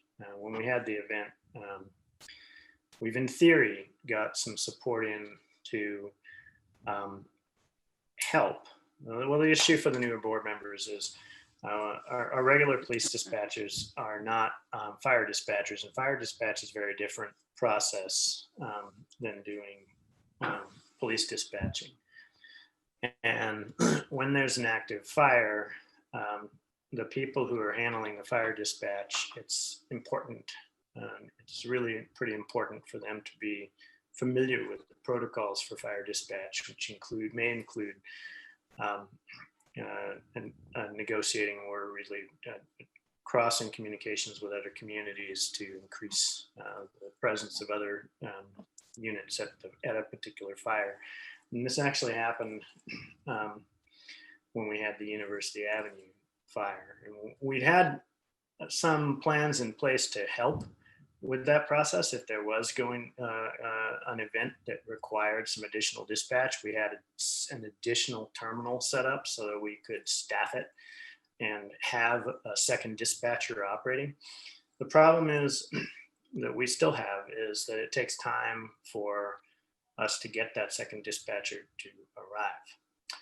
And in the meantime, you can have a working fire, which really requires essentially 2 dispatchers, and we can't quite provide it. So it's an issue for us still.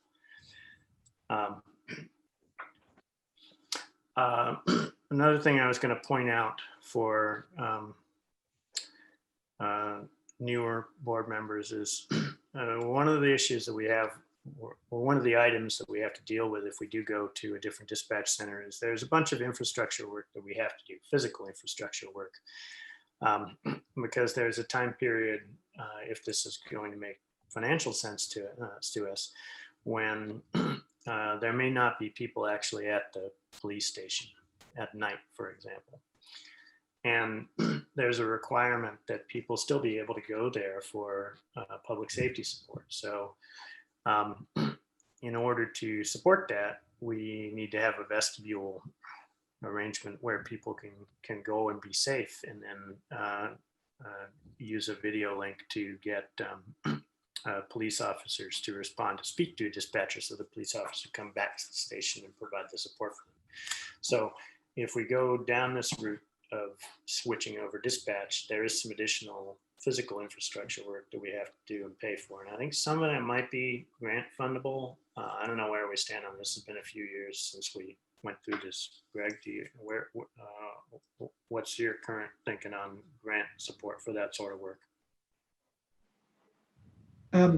Yeah, I'll have to beef up on that as well, Eli. I know that the kind of dispatch is offering to support a lot of that. I don't know if they would support 100% the sort of the safe harbor location at the station. I'll have to find out about that. It's also tied into little aspects, like, for example, you need to be able to have handicapped access to that as well. So we have this notion that we've just done the handicap ramp improvements at the town hall.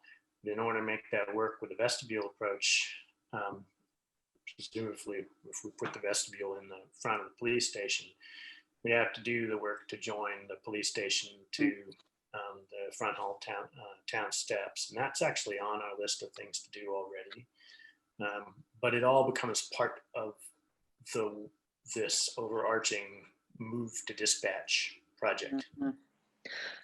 Just, if I may, how does the Middleton dispatch deal with the disparity between police and fire? I mean, do they negotiate with other towns to send in? What happens there? Or do we keep a dispatch for fire separate? Or how does it get switched over? Yeah, they have fire dispatchers who are particularly trained for fire dispatch, and I don't know if they do both police and fire dispatch, or if they keep them separated. But they do maintain them, and I think they take the call, they find out what the nature is, and then they transfer it to the appropriate dispatcher, who then handles the call.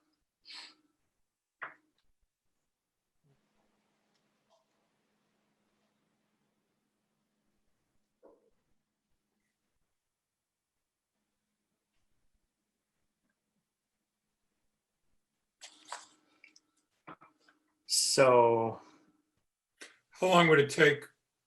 I mean, I think what we need is to really look at how long would it take to recoup the infrastructure changes that we would need to make for this to start to benefit the town financially. You know, obviously that involves having contractors' estimates on the infrastructure changes and looking at all that. So, because that would have to be in place before we could join Middleton, correct? Yep.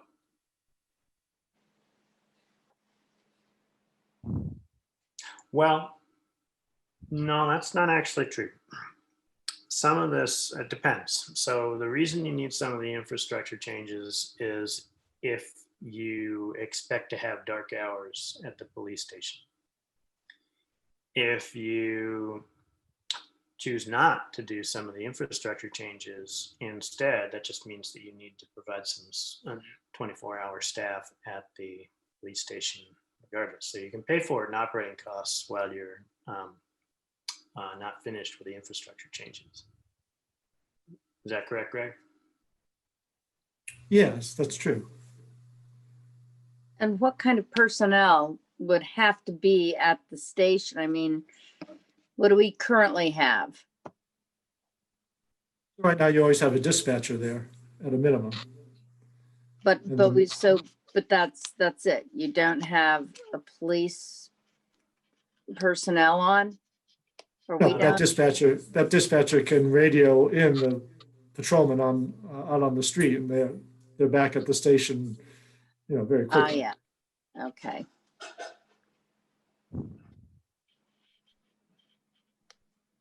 Well, it's certainly a valuable asset. All right, so we've talked a lot about the details here, some of the Mhm. history. What's the message for Greg here? And where are we going next? We're just, so far it's just been kind of an information dump, and then we're interested in the idea. Is there a priority that we want to set? What kind of support do we have from Chief Fitzgerald and Chief Cleary on this? So the two of them have talked fairly extensively about the dispatch operations, both in-house and Middleton.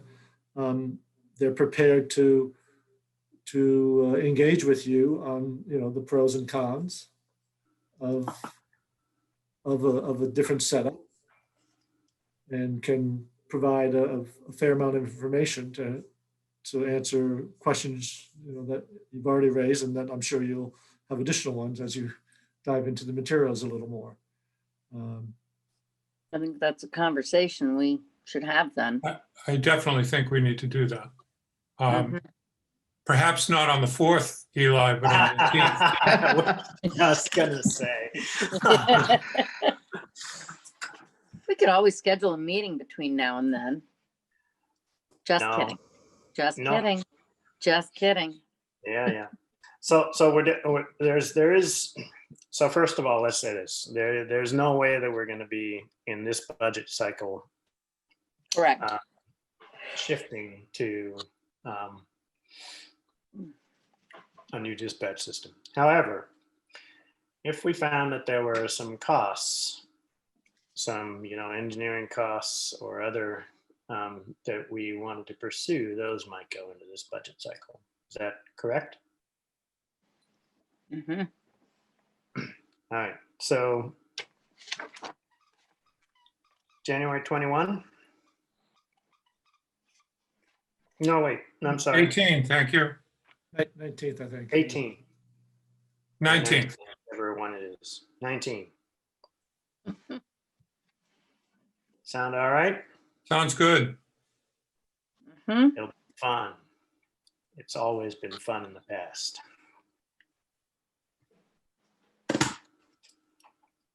January 19, dispatch. Would it make sense to push that out so that beyond the edge of this budget, so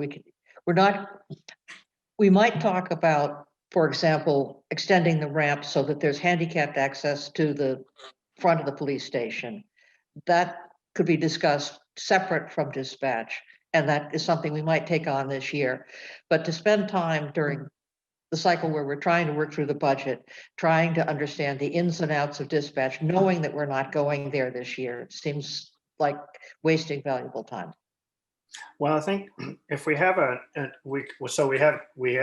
if we have a high level discussion of the dispatch and the basic infrastructure requirements, it would inform us about how much engineering we actually need. So for example, if to answer Jeff's question about what's the return on investment, and when we originally talked about this several years ago, we had really, really rough numbers for how much it would cost to create that vestibule. And there were different payment structures for how we were going to deal with it. So if we want to have a coherent discussion in next year's budget cycle, maybe we want to invest a little bit of engineering costs in this year's budget cycle around those basic infrastructure items, without going too much into the details of the real nitty gritty details of dispatch, but just enough to cover what those infrastructure needs are and what money we might want to outlay this year.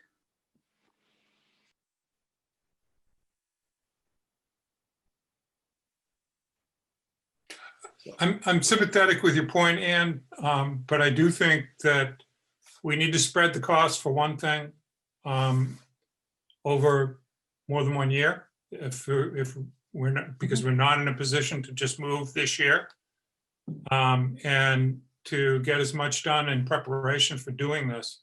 And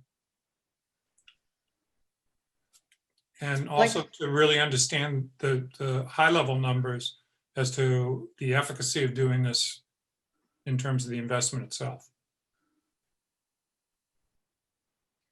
If we haven't decided to do it, then spending money preparing to do it this year just seems peculiar.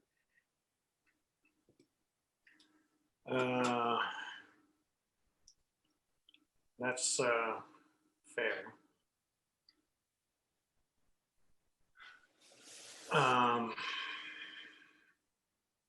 The cost of maintaining the current system is prohibitive. And how long does it in take? in my mind, we're moving in the direction of joining dispatch, unless the chiefs would explain clearly that it doesn't make sense to do that ever.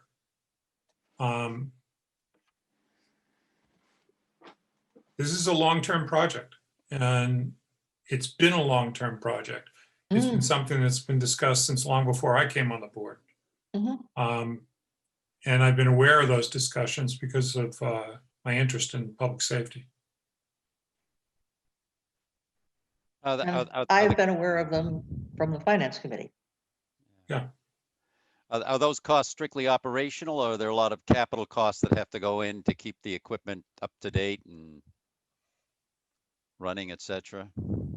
Or is it a mix? So our costs tend to focus on operations. We generally get grant funds for the equipment. Oh, okay. Not always, but generally we do. I just don't know where we are in that cycle in terms of needing to go to the next generation of. Yeah, we recently went to the next generation. Okay, all right, so that's invested. Yeah. And that was grant funded. Okay.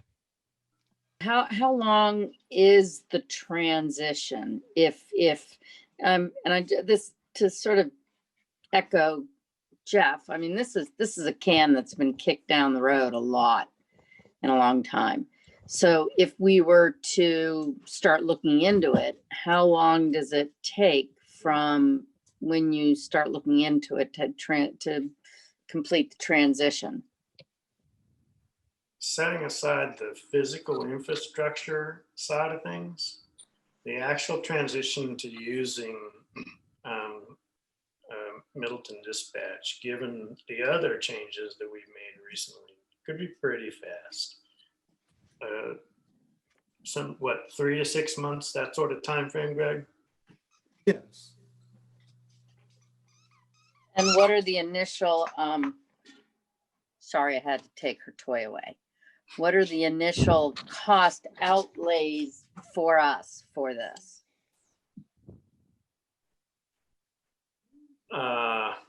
Do we know what those are? We don't have any current numbers on those. Well, Greg, I don't want to overstep on that one. Well, so again, at this point, Middleton offers to cover the communication link costs. Our cost would focus on the access and the vestibule changeovers. Mm-hmm. Replacements of radios. I think this is just something that has been put off for a long time. And I think we really need to investigate this. And I know we have a whole lot on our plates, but I just think this is something we ought to go ahead and get working on or looking at.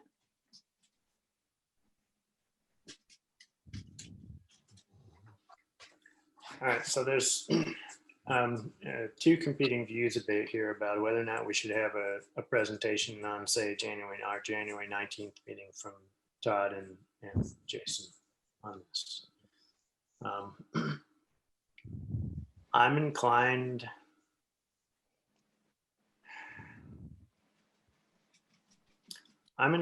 to go ahead and have a presentation in that time frame, unless, is January 19th already going to be heavy, Greg?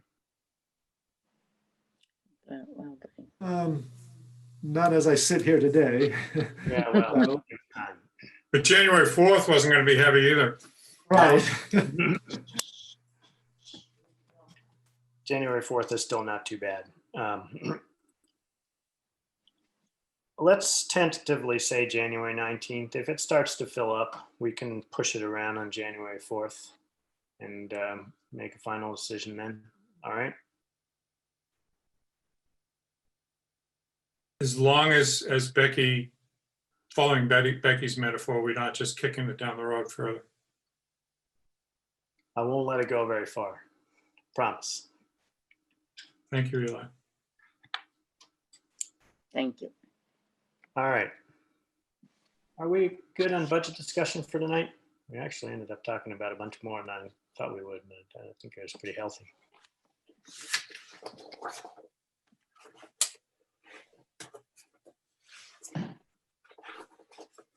All right.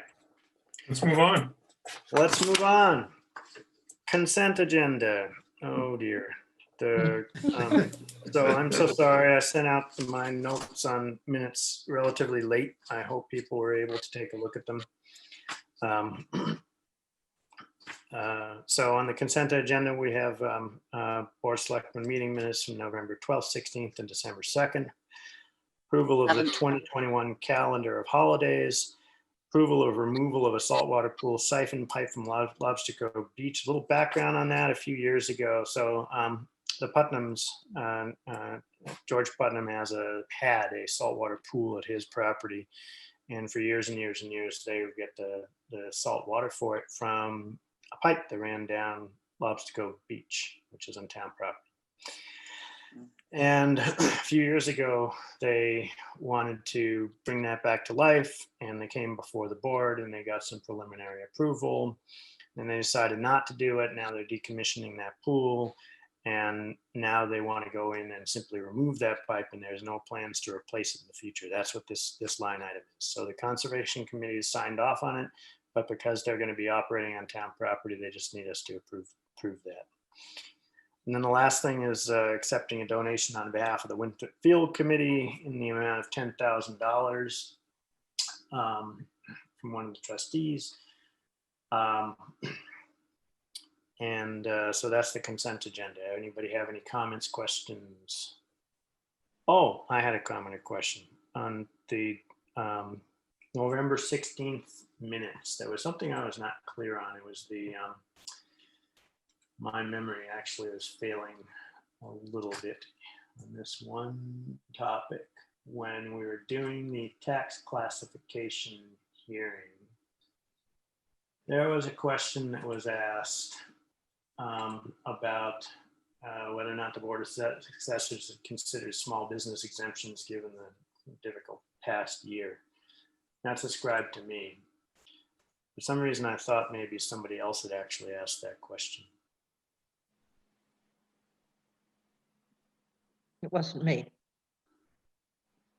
Well, Eli, Yep. I checked that in my notes, and none of the other board members had asked a question. You were the only person who asked the question, and that was the only question asked. All right, I remember the question. I just got fuzzy on the fact that I asked it. Good enough. Any other board members have any comments or questions on the consent agenda?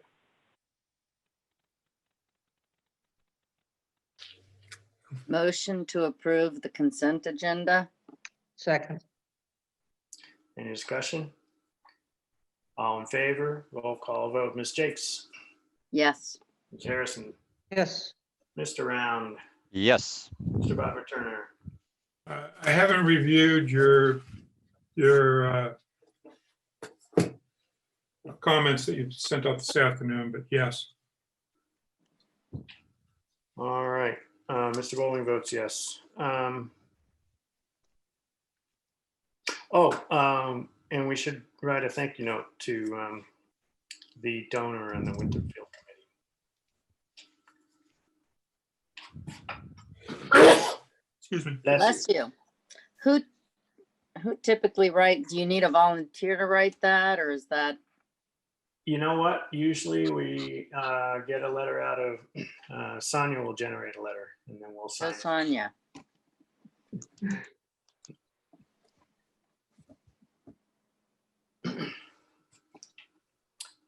Correspondence, a letter from a resident regarding the 40B and town administrator's report. So very quickly, interviewing some candidates for the town clerk position, and had one the other day and have another one scheduled for tomorrow and possibly a third coming up. And so hoping to move ahead with that. On the compost facility, we haven't talked about that lately, but the engineering details have been finalized and the bid package is ready to go out. And so that's going out the door, I believe, this week. And so we will get bids in towards the end of January, and we'll have a recommendation for you, hopefully early February at the latest. And as part of that, there will be some decisions to be made about the contract that we'll enter into with the vendor for the operations. And we'll tee that up for you over the next couple of meetings that you have. Greg, is that still, I'm sorry, Go ahead. is that still Black Earth? So they are certainly one of the bidders that we hope will respond, Okay, but it'll be open to others as well. thank you. And how much of the aspects of that are going to fall on annual town meeting? So we will be seeking some additional dollars for the construction oversight. And we have 110,000 in the capital budget proposed for that. Okay.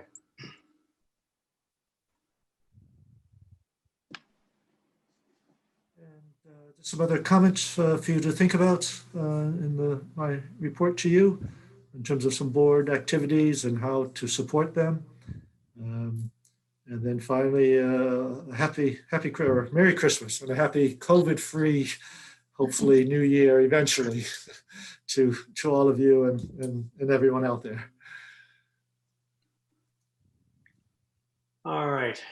Well, thank you, Greg. Merry Christmas, Happy Hanukkah, et cetera, et cetera. Yeah, unless there's any comments or other items from other members of the board, I have nothing else tonight. Nothing except to say Merry Christmas, and I hope everybody who celebrated Hanukkah enjoyed their Hanukkah. I propose that we don't meet again this year. Yeah, well, Second. Hmm. I'll third that one. yeah. Watch, you've done it now. Yeah. Motion to adjourn. Second. Any discussion? All in favor, roll call vote. Mr. Round, Yes. Mr. Bodmer-Turner, Yes. Ms. Harrison, Yes. Ms. Jakes, Absolutely. Mr. Boling votes yes. All right, good night, folks. Thanks Good very night. much. Thank you, everyone. Thanks. Thank you all. Night, everybody. Take Great care. holidays. Good night.